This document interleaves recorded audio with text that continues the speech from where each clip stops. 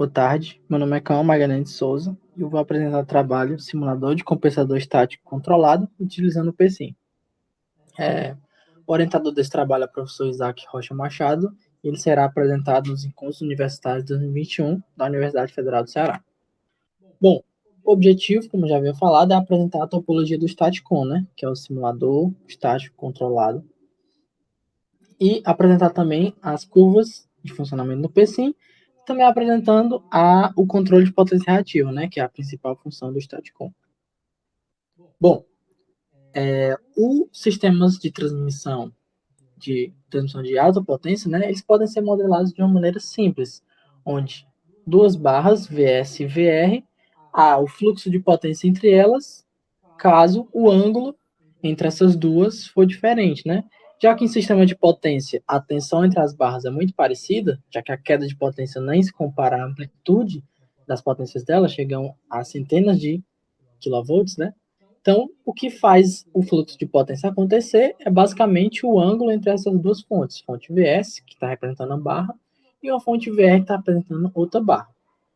Então, se a gente pegar um sistema não compensado, esquecendo que tem essa fonte aqui de tensão, a gente tem basicamente duas fontes e uma reatância entre elas, reatância X.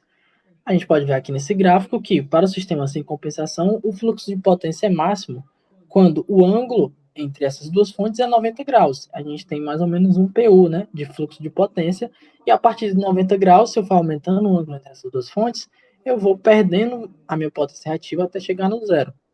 O que acontece? Se eu inserir uma fonte de amplitude variável no centro da fonte, que é o nosso staticon, né, Static Synchronous Compensator, a gente inserir ele no centro da fonte, percebam que metade da reatância foi para cá e metade foi para cá, o que vai ocorrer? Eu vou ter uma compensação de forma que eu vou poder até dobrar a minha capacidade de potência. Então, vocês percebem aqui, quando eu conecto o Staticon de maneira que eu mantenho essa tensão VM aqui de forma que ela se iguale às tensões das duas barras, né?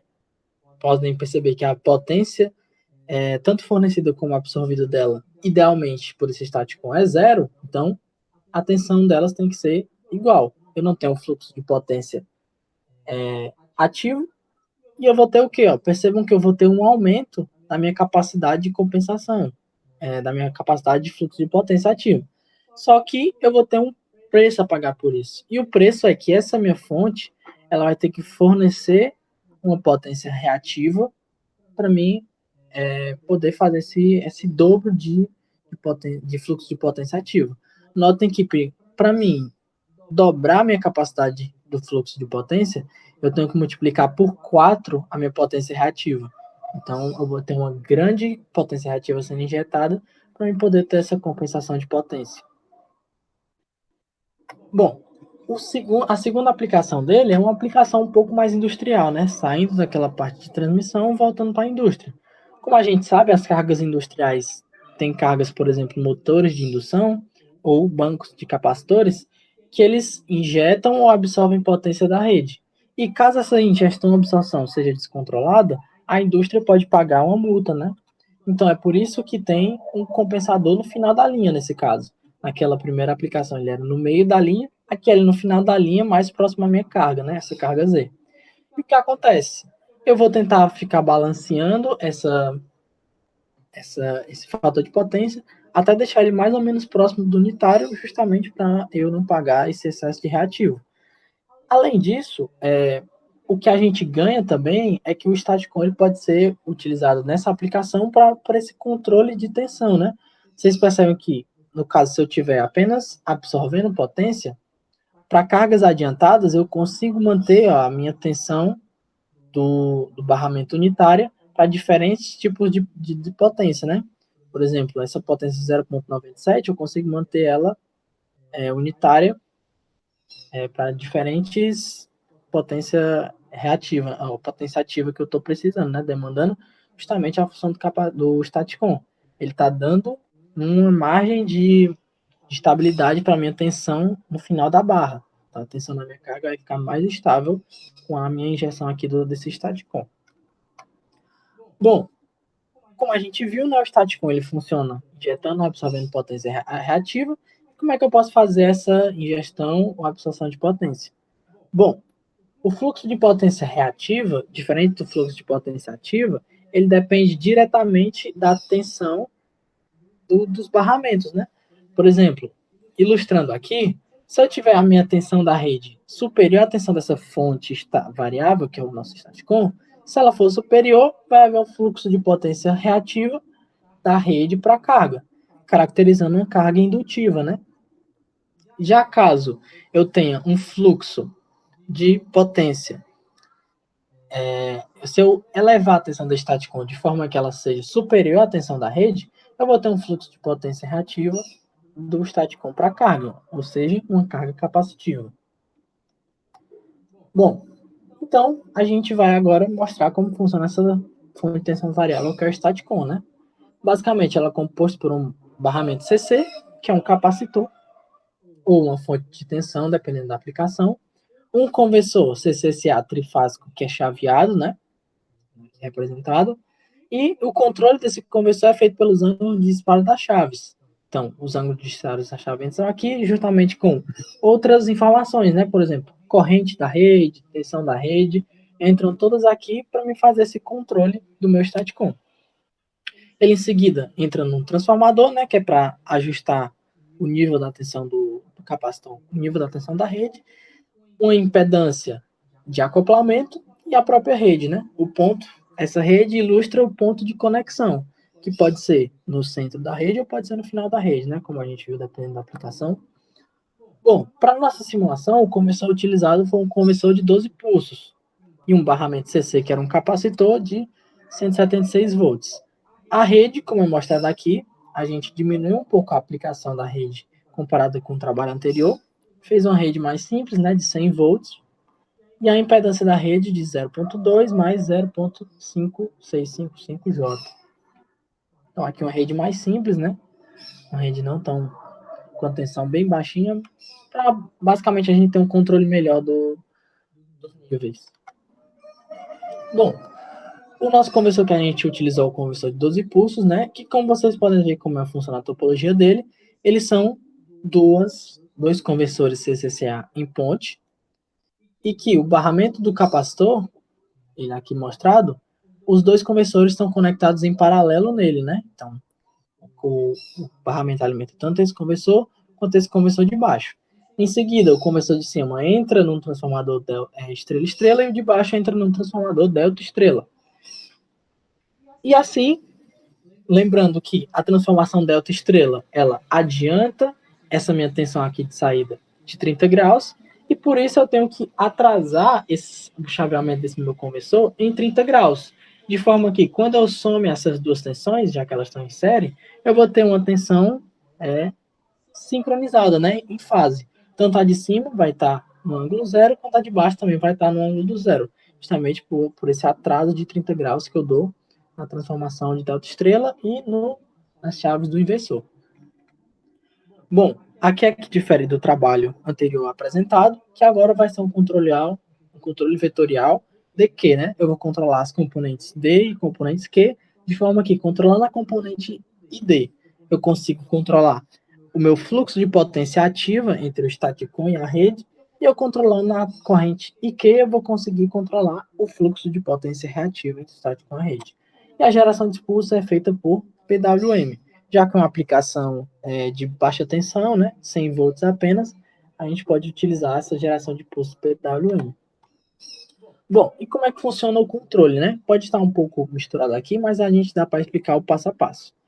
A gente tem um circuito PLL, que é um circuito de rastreamento, né? Já que eu tenho que ter a minha rede sempre, meu staticon sempre em fase com a rede, eu preciso encontrar o meu ângulo da rede.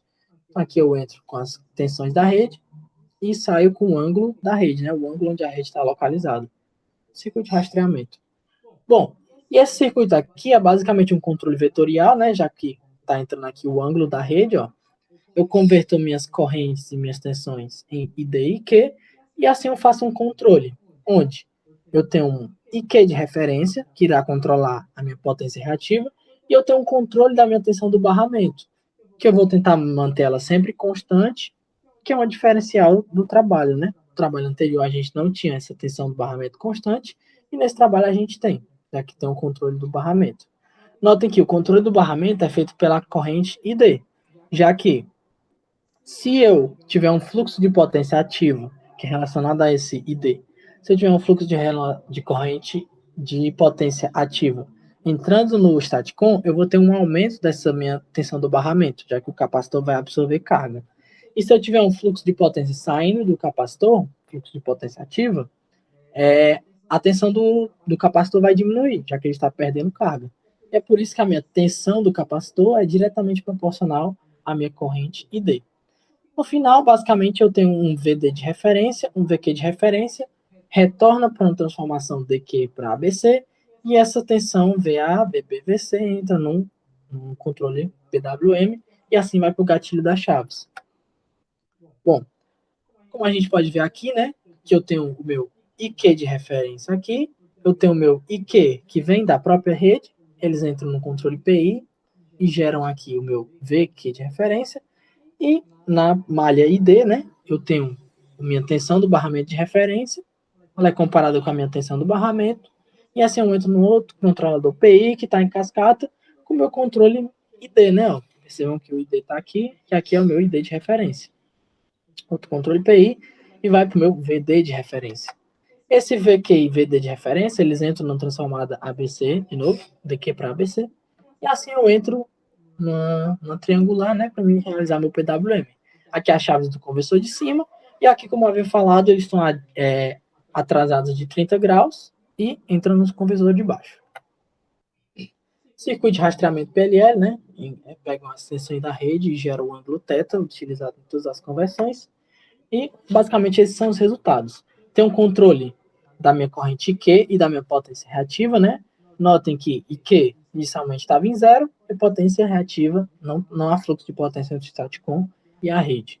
Quando eu dou um degrau de 20 na minha potência reativa, na meu IQ, eu tenho um degrau também de mais ou menos 4K na minha potência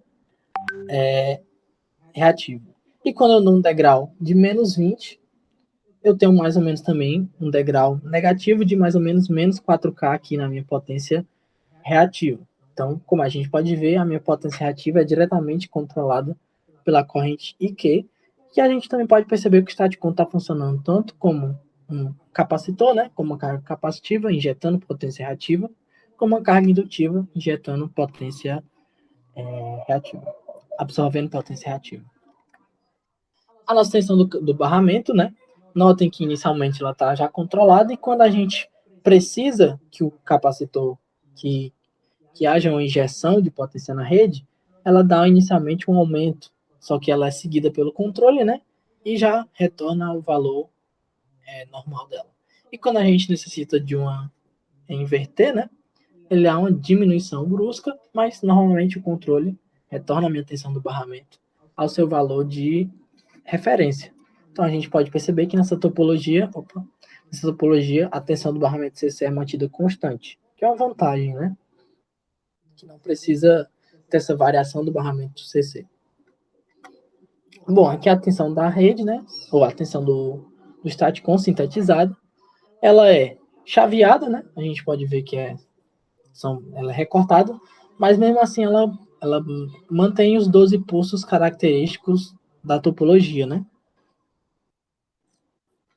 Bom, aqui uma aplicação do staticon, né? A gente percebeu que a gente simulou uma queda de tensão na rede e observou o funcionamento do staticon nesse período. A gente deu uma queda de mais ou menos 80% na tensão da rede durante 10 ciclos. Então, a minha corrente Q estava controlada, né, desde o começo, e no momento dessa perturbação, ocorreu uma perturbação também no controle, mas ele logo foi controlado. E também quando retornou, houve também uma perturbação, mas também logo retornou ao controle. Então a gente pode perceber que essa topologia foi muito bem encaixada, mesmo apesar que a rede tenha sofrido uma variação, né? Bom, essas são as referências do trabalho. Muito obrigado para quem assistiu e até o próximo trabalho.